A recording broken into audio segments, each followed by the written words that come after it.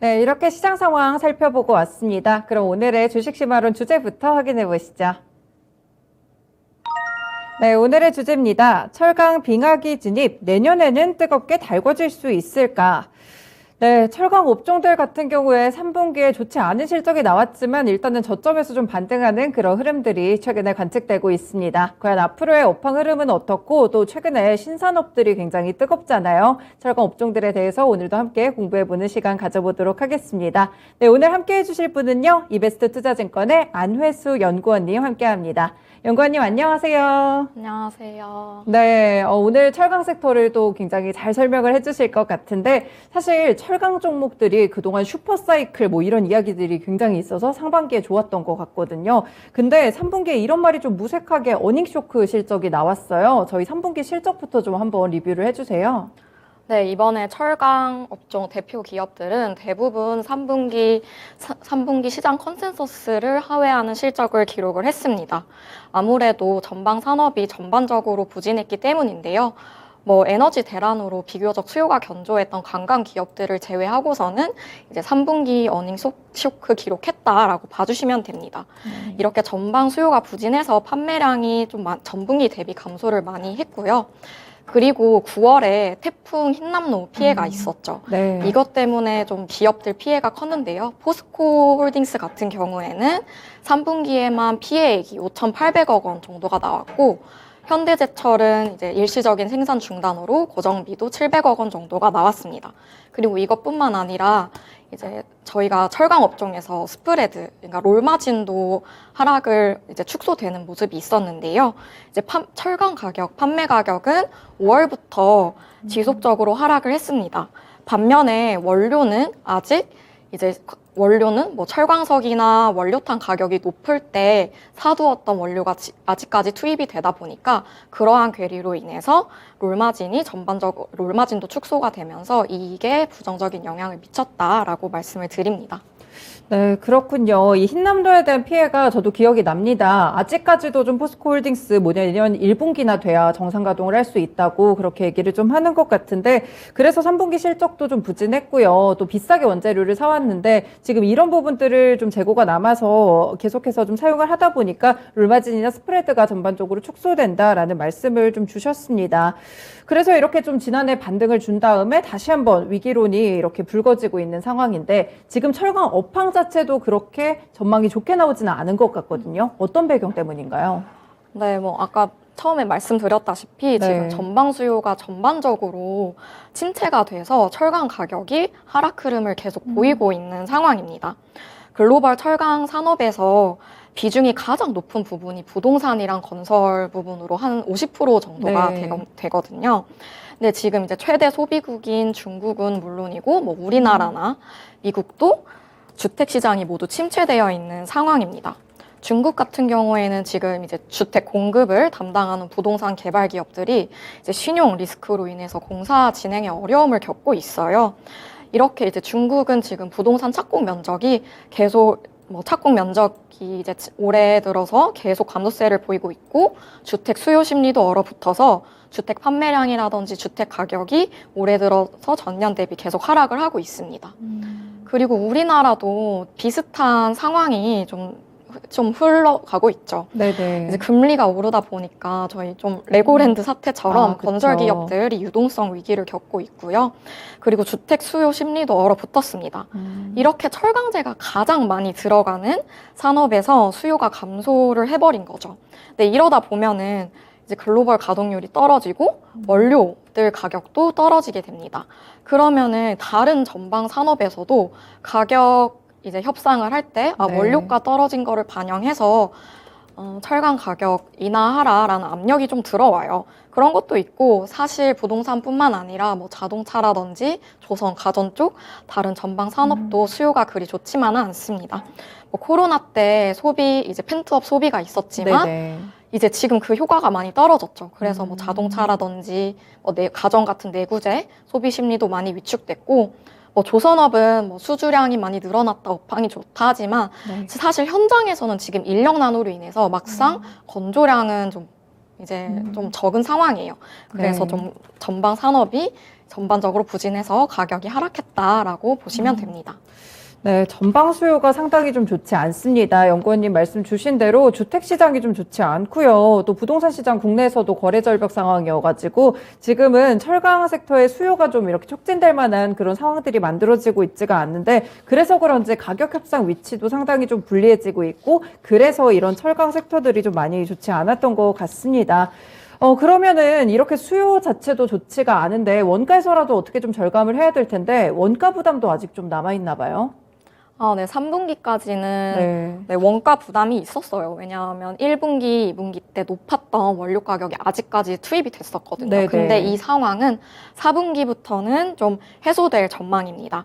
왜냐하면 일반적으로 철강석이나 원료탄 같은 원료를 구매를 하면 네. 이제 구매를 한 후에 이제 선적하고 이제 운송하여 그리고 재고 보관 기간을 거치면 네. 이제 실제로 철강 공정에 투입되기까지 그 래깅 기간이 한 3에서 6개월 정도가 걸려요. 아, 네. 네, 그래서 그렇고 반면에 철강 판매 가격은 그때그때 시장 상황에 따라 바로 변화하거든요. 그래서 3분기까지 이러한 괴리가 발생했다라고 보시면 되고 이제 4분기부터는 본격적으로 투입가도 하락을 하면서 롤마진이 좀 개선될 수 있다라고 기대를 해볼 수 있습니다. 그렇군요. 4분기쯤에는 그래도 원가 부담이 점차 좀 해소가 되지 않을까 그런 기대감들이 좀 남아 있는데요. 이번 달 들어서 좀 차트 펼쳐놓고 보니까 철강 업종들 전반적으로 좀 잘 올라갔던 것 같아요. 물론 이제 시장이 반등을 하니까 그런 점도 있었겠지만 특히나 이렇게 철강 업종들이 잘 올라갔던 이유가 좀 따로 있었을까요? 네, 일단 저희 이제 철강주 중에 네. 가장 대표주인 포스코는 9월부터 꾸준히 올랐지만 11월 들어서 제일 특징적인 부분이 전반적으로 많이 급등을 했다였잖아요. 네.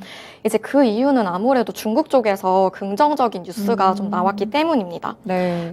이제 우선적으로는 제로 코로나 완화 정책 뉴스가 조금 나왔고요. 근데 이제 무엇보다 가장 중요했던 점은 부동산 금융지원 정책이 발표가 되었기 때문입니다. 네. 7월에서 8월에 발표되었던 아까 말씀드렸던 부동산 개발 기업들이 7, 8월에도 좀 그들에 대한 지원 정책도 7, 8월에 좀 나왔었는데 그 이후에 3개월 만에 이러한 정책들이 또 다시 나온 거예요. 그래서 시장이 좀 크게 반응한 것 같습니다. 이번에 좀 이제 11월 발표된 내용 중에서 주된 내용은 이제 이번에도 주된 내용은 중단된 프로젝트들을 재개를 하고 디벨로퍼들의 신용 리스크 관리를 위해서 금융 지원을 해라, 채권 발행을 장려하라라는 거를 목표로 하고 있습니다. 그래서 그 중에서 좀 돋보였던 내용이 부동산 기업들 대출을 이제 1년 정도 만기를 연장해주고 네. 국영 기업들뿐만 아니라 민영 기업들에게도 채권 발행을 장려한다라는 내용이 추가가 되면서 주목을 받았습니다. 그래서 이제 지난주에 네. 중국 부동산 디벨로퍼들뿐만 아니라 이제 우리나라 철강 업종들까지 급등했던 움직임이 나왔습니다. 네, 그러니까 이제 중국의 전방 수요를 조금 자극을 해줄 만한 그런 요소들이 많이 좀 나왔던 것 같은데, 그럼 이 중국의 부동산 정책이 저도 내용이 좀 궁금하기는 한데, 철강 수요에 실제로 좀 미칠 만한 어떤 진전이 좀 있었나요? 네, 저는 이번 11월 정책으로 인해서 네. 중단되었던 공사가 아무래도 재개의 흐름이 나타나겠죠. 그러면 이걸로 이제 일시적인 수요 증가라든지 철강 가격의 일시적인 상승, 스몰 사이클은 가능하다라고 보고 있습니다. 네. 근데 다만 이제 그 시점은 당장 겨울에는 공사가 느릴 테니까 이제 봄 성수기 직전에 이제 중국 춘절 전후에 네. 재고 비축 시즌이 있어요. 그때를 이제 스몰 사이클이 일어나지 않을까라고 보고 있습니다. 다만 저는 이게 추세적인 흐름, 구조적인 부동산, 이제 중국 부동산 시장의 뭐 회복으로까지 말씀드리기는 좀 어렵다고 봅니다. 네. 왜냐하면 그 내용이 이제 중국 주택 시장을 막 부활시키는 정책 내용은 아니라는 거죠. 그냥 아까 말씀드렸다시피 이제 중단되었던 프로젝트를 재개를 하는 것뿐이고 당장 디벨로퍼들이 돈을 갚지 못해서 신용 위기를 이제 돈을 갚지 못해서 파산하는 거를 막고자 하는 것이 주된 목적입니다. 아, 네. 그래서 추가적으로 뭐 착공 면적이 늘어난다든지 하는 거는 좀 기대하기가 어렵고요. 실제로 정책 내용을 보시면 네. 신규 자금 지원 용도를 프로젝트 재개랑 그리고 부채를 상환하는 데 쓰라라고만 국한을 하고 있고 추가적으로 토지를 매입한다든지 뭐 투자를 한다든지 하는 데에는 금지를 하고 있습니다. 그래서 중국에서는 이제 먼저 이 부동산 기업들의 신용 리스크가 이번 정책으로 인해서 잘 넘어갈 수 있을지를 봐야 돼요. 이러한 네. 불확실성이 아직 상존한다라고 보고 있고요. 이게 잘 넘어가야 중국 정부도 이제 내년 초에 양회 때 새로 이제 주택 수요도 진작시키고 새로운 프로젝트들도 시작될 수 있도록 규제를 더 완화하던지 하는 적극적인 적극적인 움직임을 보일 수 있을 것이다라고 보고 있습니다. 네, 이번에 그러니까 정책이 약간 최악을 막아주는 정도의 그런 막는 정책이었던 것 같고, 뭐 그래서 스몰 사이클이 약간 일시적으로 일어날 수도 있다 이렇게 말씀을 주셨는데, 그럼 앞으로 철강 업종들의 주가에 대해서 조금 더 이 중국 부동산 정책에서 기대해 볼 수 있는 바는 좀 제한적이라고 보시나요? 그쵸. 완전 이게 추세적인 철강 가격 흐름은 이제 상승을 불러일으킨다라고는 보긴 힘들 테니까 그냥 네. 일시적인 회복 정도로 보고 있습니다. 네, 그렇군요. 뭐 짧은 상승 요 정도로 조금 해석을 해보시면서 앞으로 조금 더 추가적으로 나올 중국의 부동산 정책들도 함께 살펴보시면 좋을 것 같습니다. 뭐 철강 업종들도 본업에서 이렇게 힘들다 보니까 여러 가지 먹거리들을 찾으려고 참 부단히 노력을 많이 하는 것 같은데 특히나 뭐 포스코 케미칼도 생각을 해보면 2차 전지 쪽으로도 많이 발굴을 하는 것 같고 친환경 쪽으로도 이제 신사업을 많이 내고 있는 것 같아요. 현재 좀 어떤 상황인가요? 네, 신사업 측면에서 이제 철강 기업들 그리고 뭐 다른 금속 기업들도 이제 새로운 먹거리를 찾으려고 노력을 하고 있습니다. 아무래도 가장 돋보이는 거는 저는 이제 포스코의 2차 전지 소재 부문이다라고 생각을 합니다. 네. 이제 말씀해 주신 것처럼 자회사인 포스코 케미칼은 양극재나 음극재 사업 부분의 이 기여도가 이제 매 분기, 매년 이제 꾸준히 성장을 보이고 있어요.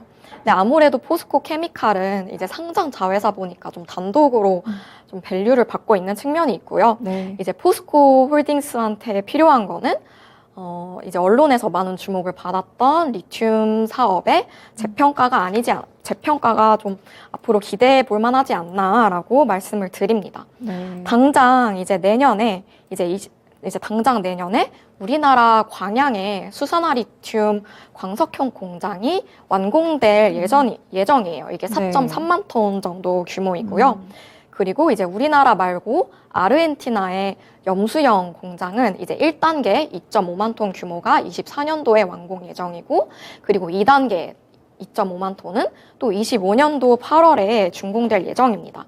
이제 이 공장들이 완공된 이후에 이제 품질 테스트라든지 양산 과정 거쳐서 매출 발생하는 데까지 약 18개월 정도 걸린다라고 보시면 되는데요.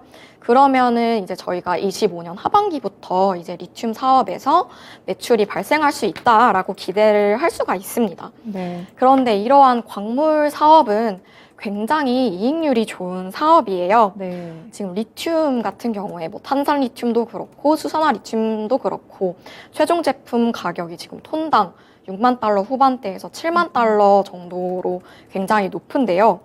그런데 이 생산 원가는 굉장히 그에 비해서 작습니다. 광석형 같은 경우에는 이제 정광을 사와서 포스코가 하는데 이제 그거를 고려하면 광석형은 한 3만 5천 이제 톤당 3만 5천 달러 정도 원가가 들어가고 네. 염수형은 완전히 자원을 다 100% 지분을 가지고 있어서 업스트림부터 하기 때문에 생산 원가가 더 낮습니다. 한 톤당 5천 달러밖에 안 돼요. 네. 그러니까 에비타 마진율이 거의 광석형은 50% 그리고 염수형 같은 경우에는 8에서 90% 정도 엄청나네요. 된다라는 거죠. 근데 이런 생산 원가가 글로벌 평균 수준이다라고 보시면 되고 이렇게 높은 마진율 덕분에 이제 여기서 재평가를 충분히 기대해 볼 수 있지 않을까라고 말씀을 드립니다. 그래서 포스코를 좀 집중적으로 말씀을 드렸는데 이 외에도 현대제철이나 동국제강은 본업에서 좀 강점을 계속 키우고 있는 모습을 보여요. 네. 먼저 현대제철은 전기차 강판 부분에서 이제 강점을 키우고 있습니다. 전기차 강판은 스펙이 굉장히 뛰어나야 돼요. 왜냐하면 2차 전지, 그 배터리가 무게가 워낙 무겁다 보니까 이 전기차 강판은 가벼워야 되는데도 불구하고 그 강도는 더 강해야 되거든요. 네. 근데 현대제철은 이제 세계 최초로 핫스탬핑 기술로 만드는 초고강도, 초경량화 강판을 이제 양산을 시작을 했습니다. 근데 이러한 전기차용 고성능 소재는 앞으로 시장이 계속 클 거고요. 네. 현대제철은 이제 이러한 부분에서 이미 세계적인 경쟁력을 갖추고 있다라고 보시면 됩니다. 그리고 동국제강 같은 경우에는 지금도 컬러 강판 국내 강자이지만 앞으로 멕시코나 베트남은 이미 진출을 했고 추가적으로 최대 7개 나라까지 확장할 계획이다라고 말씀을 드립니다. 네, 그렇군요. 몇 가지 기업들을 좀 함께 짚어주셨는데 포스코홀딩스가 최근에 제일 주가 흐름이 좋았던 이유가 있었던 것 같아요. 네. 광물 산업 수익성이 그렇게 좋다고 하니까 이쪽으로 진출을 하면 확실히 조금 더 실적에서 어떤 부분을 이끌어낼 수 있지 않을까 이런 생각이 좀 듭니다. 현대제철이나 동국제강도 잘하고 있는 것 같고요. 이제 본업 쪽에서 좀 챙겨가는 그런 모습으로 나오네요. 철강 업계들이 이렇게 좀 많은 부분에서 도전을 좀 하고 있는데 그 배경이 뭘까요? 네, 일단은 철강 산업이 굉장히 성숙한 산업이죠. 국영제다라고 말을 하시잖아요.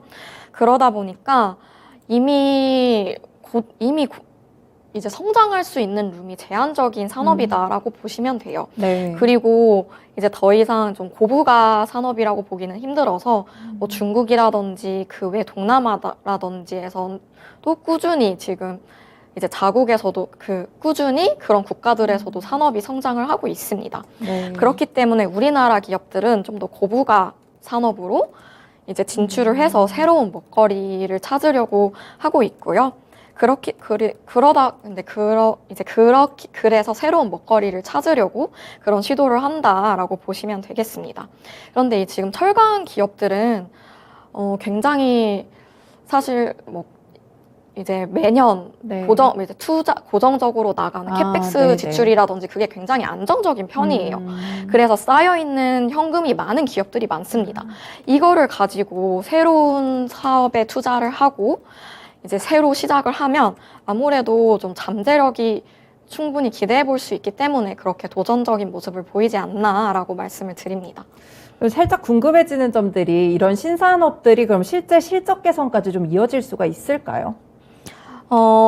일단 아까 말씀드렸다시피 포스코의 리튬 사업은 이제 25년 하반기부터 실제로 매출 발생이 기대가 되고 네. 그 리튬 사업뿐만 아니라 완전히 장기적인 관점에서도 차세대 전지 사업도 꾸준히 준비를 하고 있습니다. 네. 예를 들면 실리콘 음극재라든지 이제 2차 전지에서 꿈의 소재다라고 불리는 전고체 네. 이제 소재도 네. 연구를 진행을 하고 있어요. 그래서 굉장히 다양한 포트폴리오를 준비해 나간다라고 이제 이해를 해주시면 되겠고요. 네. 그리고 아까 말씀드린 현대제철의 자동차 강판, 이제 전기차 강판도 이미 그런 자동차 고부가 그런 제품들도 네. 지금 계속 매출 비중이 꾸준히 증가하고 있는 모습을 보이고 있습니다. 네, 언젠가는 좀 철강 업황이 아닌 이런 신산업들이 어떻게 보면 실적을 좀 주도할 수 있지 않을까 이런 순간이 좀 올 수도 있을 것 같습니다. 다시 본업으로 좀 돌아가서 일단 내년 전망에 대해서 사실 그렇게 좋게 나오지는 않고 있더라고요. 철강 업황들 내년의 전망이 좀 어떨까요? 네, 내년 철강 전망. 이제 철강 산업에서 제일 중요한 거는 글로벌 철강 가격이에요. 네. 국내 철강 가격도 결국은 글로벌 철강 가격을 따라가기 때문인데요. 일단 글로벌 철강 가격이 오르려면 수요가 회복되는 게 우선입니다. 저는 그 시점은 좀 내년 하반기를 기대할 수 있지 않을까라고 말씀을 드립니다. 아무래도 글로벌 경기를 따라가는 사이클 산업이다 보니까 매크로 상황을 가지고 생각을 해볼 수 있을 것 같습니다. 이제 제가 몸 담고 있는 이베스트 하우스 의견에 따르면요. 경기 둔화에 대한 걱정이 계속 나오고 있습니다, 요즘. 그래서 이런 경기 둔화 흐름이 가시화되다 보면 금리 인상폭 이제 이런 경기 둔화 흐름이 가시화되면서 금리 인상폭이 점차 줄어들긴 하겠지만 네. 그래도 내년 상반기까지는 금리 상승을 예상하시고 있더라고요. 네. 그리고 그 이후 하반기에나 금리가 안정될 거다라고 이제 그런 네. 의견이 있는데요. 그렇다면은 이제 금리가 안정되기 시작하는 하반기부터 뭐 산업 인프라에 대한 투자 수요, 또 이제 부동산 수요, 그리고 내구재 소비 심리가 회복될 수 있지 않을까 기대를 해볼 수 있다고 생각을 합니다. 네. 그리고 뭐 이런 그냥 단순히 말하는 매크로 상황뿐만 아니라 미국에서 최근에 IRA 법안이 이제 통과가 되었습니다. 네. 그래서 이로 인해서 2023년에 미국에서 산업 인프라 투자가 굉장히 많이 계획이 되어 있습니다. 중국 많이 계획이 되어 있고 실제로 미국의 이제 철강 기업들 실적 컨퍼런스 콜 내용을 듣다 보면은 네. 내년 수요에 대해서 굉장히 긍정적인 톤으로 많이 말들을 해주고 있습니다. 네. 그리고 중국도 내년 하반기쯤에는 제로 코로나 정책이 이제 좀 더 많이 완화가 되고 만약에 이제 아까 말씀드린 디벨로퍼들의 신용 위기가 좀 잘 결론이 났다면 주택 수요 진작 정책이 이제 더 적극적으로 나오고 이제 수요 관련 심리도 이제 회복하는 거를 기대할 수 있을 것으로 보고 있습니다. 네. 그렇군요. 전반적으로 봤을 때 일단 글로벌 철강 가격이 상당 부분 중요한 영향을 좀 미칠 것 같은데, 앞으로 금리 인상폭에 따라서 또 어떻게 정책 변화가 있을지 이런 부분도 점검을 해보셔야 될 것 같습니다. 앞서서 언급드렸던 중국 쪽에 대한 부동산 정책들도 보셔야 될 것 같고, 그리고 미국의 인플레이션 감축 법안이죠. 여기 때문에 또 산업 인프라가 투자될 수 있기 때문에 여기에 좀 희망을 걸어보는 것도 나쁘지 않을 것 같은데, 이거에 따라서 조금 더 심화적으로 들어가 보면 미국의 인플레이션 감축법에 따라서 공급망도 좀 재편이 될 수 있을 것 같은데 그렇게 되면 국내 철강 종목들은 수혜를 받을 수가 있을까요?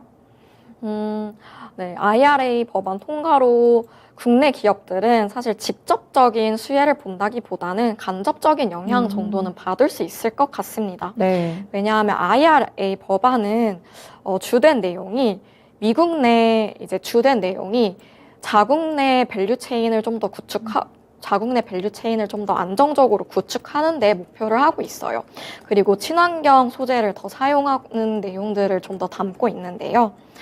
그러다 보니 이제 그런 내용들을 담고 있는데요. 그러다 보니까 국내 기업들의 수출이 뭐 늘어난다라기보다는 미국에서 산업 인프라 투자가 더 활발해지고 하면서 철강 가격이 이제 수요가 좋아지고 철강 가격이 오르면 이제 우리나라 이제 국내 기업들의 수출 가격 그리고 이제 글로벌 내수 가격에도 이제 영향을 미치면서 좀 간접적인 영향 정도는 받을 수 있을 것이다라고 보고 있습니다. 네, 직접적인 영향보다는 아까 말씀드린 대로 상당히 여파에 중요한 게 글로벌의 철강 가격이잖아요. 이 미국의 인플레이션 공급망이 좀 재편이 되면서 미국 쪽의 철강 가격이 오르면 그만큼 철강 업황들 전반적으로 가격 프리미엄을 받을 수 있기 때문에 좀 좋지 않을까 이런 말씀까지도 함께 좀 들어봤습니다. 한 가지 궁금한 점이 이제 철강 섹터에서는 사실 철강이 어떻게 보면은 친환경과는 좀 거리가 멀어 보이는 측면도 있거든요. 그런데도 뭐 탄소 중립 흐름 이런 글로벌적인 기조에 좀 발맞출 수 있을까요? 네, 철강 기업들이 많은 이제 탄소 배출이 가장 많은 산업이다. 그렇죠. 네. 라는 이제 그런 말들이 많아서 다들 걱정들이 많으신데요. 철강 기업들도 되게 준비를 잘 해 나가는 모습을 보이고 있습니다. 네. 단기적인 관점 그리고 장기적인 관점으로 나눠서 말씀을 드릴 수 있는데요. 일단 단기적으로는 철강 공정에서 주된 환원제로 쓰이는 게 석탄이에요. 그 석탄에서 이 탄소 배출량이 많기 때문에 철강 업종에서 탄소 배출량이 많은 측면이 있습니다. 네. 그래서 이 석탄의 사용량을 줄이고 대신에 저희가 흔히 말하는 고철, 그러니까 철스크랩의 사용 비중을 좀 더 높이려는 모습을 보이고 있어요. 네. 지금은 이제 철강, 쇳물을 만드는데 그 중에 한 15% 정도가 이제 철스크랩을 사용했다라고 보시면 되는데 네. 그 철스크랩이 녹아 들어갔다라고 보시면 되는데 이제 그 비중을 15%에서 30%까지 늘리겠다라는 이제 계획을 세우고 있고요. 뭐 그뿐만 아니라 아까 이제 잠깐 언급을 했던 현대제철의 이제 전기차 강판을 만들 때 현대제철의 전기차 강판을 만들 때 뭐 핫스탬핑 공법 그런 것도 탄소 배출량이 좀 적은 공법이에요. 네. 그뿐만 아니라 이제 동국제강은 컬러 강판에서 뭐 럭스틸이라는 브랜드를 만들 때 네. 그 도료를 친환경 원료를 사용을 한다고 합니다. 네. 그런 측면으로 지금 단기적으로 준비를 하고 있고요. 그리고 장기적인 관점에서는 아무래도 수소 환원 제철, 이제 환원제를 석탄이 아니라 수소를 활용하는 이제 그런 방향으로 가야 합니다. 근데 그러려면은 일단 수소를 친환경적인 방법으로 생산을 해야 되는데요. 이제 그래서 그를 위해서 뭐 포스코라든지 현대제철이라든지 블루수소 생산을 위해서 이제 많은 기업들과 제휴를 맺고 연구를 꾸준히 진행을 하고 있습니다. 네, 그렇군요. 이제 실제 친환경 재료들을 쓰거나 혹은 이제 탄소 배출 비중을 짧게 줄여나가는 그런 전략들도 가지고 있고, 길게 봤을 때는 이제 친환경적인 공법도 좀 개발을 하면서 완전 친환경 기업으로 좀 탈바꿈하려는 그런 철강 업종들의 모습도 함께 좀 관측이 되고 있습니다. 이렇게 뭐 전반적인 본업에 대한 부분도 살펴봤고요. 친환경까지 좀 함께 연결을 시켜봤는데, 철강 섹터, 그러면 이제 투자자분들이 가장 궁금하실 부분은 어떻게 투자를 해볼까, 그리고 어떤 종목을 골라볼까, 이게 가장 좀 궁금하실 것 같거든요. 연구님 생각은 어떠세요? 네, 일단 저는 투자 전략은 본업은 좀 조심스럽게 다가가도 된다. 아직까지는 좀 조심스럽게 다가가도 좋고, 네. 신사업은 이제 과감하게 보셨으면 좋겠다라고 말씀을 드립니다. 이제 말씀드렸다시피 이제 철강 본업은 매크로 환경이라든지 전방 산업 환경이 불확실성이 아직 큰 구간이다라고 생각을 합니다. 저희 이제 많은 말이 나왔던 게 중국의 철강 가격은 이미 저점이다. 이제 뭐 철광석이라든지 원료탄 가격 그런 생산 비용을 따졌을 때 이미 역사적으로 스프레드는 이제 낮은 정도로 저점이라서 철강 가격은 더 이상 내려갈 일이 없고 올라갈 일만 남았다라고 말을 하면서 좀 약간 희망 고문을 많이 가지셨어요. 네. 근데 이게 과연 언제 올라갈까가 고민인 거죠. 근데 이게 고민인데 지금 중국 경기는 아직 계속 9월, 10월 발표된 경제 지표를 보더라도 아직까지 부진한 상황이 지속이 되고 있고요. 그래서 이제 내년 초에 이제 내년에 들어서 금리 환경이 어떻게 변하고 중국 정부는 양회를 거치면서 어떻게 정책 스탠스를 더 적극적으로 바꾸어 나가는지 살펴보시면서 접근을 해도 좀 늦지는 않을 거다라고 말씀을 드립니다. 근데 이런 불확실성이 큰 상황에서 본업 이외에 신사업만으로도 주가 지지 요인이 충분한 기업을 좀 주목하시면 좋을 것 같습니다. 네. 이제 그 기업으로 저는 포스코를 탑픽으로 말씀을 드립니다. 네. 지금 리튬 가격이 톤당 거의 7만 달러에 육박하는 수준입니다. 이거를 이제 7만 달러에 육박하는 수준입니다. 이제 포스코 리튬 사업에서 이익이 2025년부터 발생할 수 있을 거다라고 말씀을 드리는데요. 네. 제가 가정을 이제 해봤어요. 굉장히 보수적인 수준으로 톤당 5만 달러로 가정을 하더라도 에비타 마진이 한 25년에는 이제 25년에는 4.3만 톤 기준으로 생산을 했을 때 1.2조 원. 네. 그리고 26년도에는 4.3만 톤에서 추가적으로 2.5만 톤을 더 생산했을 때 2.3조 원 정도의 에비타 마진이 또 발생할 수 있을 것이다라고 보고 있거든요. 네. 근데 이제 글로벌 리튬 기업들은 지금 밸류에이션을 EV 에비타로 받고 있어요. 네. 그래서 23년 기준 EV 에비타로 한 멀티플 7배 정도 받고 있고 26년 추정 에비타 기준으로는 멀티플 5배 정도 받고 있습니다. 이제 이렇게 단순히 숫자적으로만 계산을 하더라도 포스코홀딩스가 리튬 사업으로 좀 업사이드 받을 수 있는 시총이 거의 10조 원 가량은 되거든요. 엄청나네요. 네. 이게 아직 시장에 반영이 많이 되어 있지 않은데 이게 가치가 시장에 반영이 되기 시작한다면 충분히 주목해 볼 수 있지 않나. 그리고 업황이 좋지 않더라도 주가를 지지할 수 있는 충분한 요인이 될 수 있다라고 말씀을 드립니다. 네, 그렇군요. 철강 업종들 사이에서도 조금 나눠서 살펴보셔야 될 것 같습니다. 포스코 홀딩스 오늘 신사업으로 가장 좀 주목을 받고 있는데 최근에 주가 흐름도 상당히 좋고 숫자적으로 계산을 해봤을 때는 아직까지 신산업에 대한 부분들이 정말 충분히 반영되지 않은 그런 주가다라는 말씀을 들어가지고요. 포스코 홀딩스 투자해보는 전략도 함께 꾀해보시면 좋겠습니다.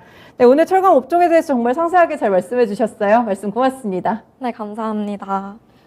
네.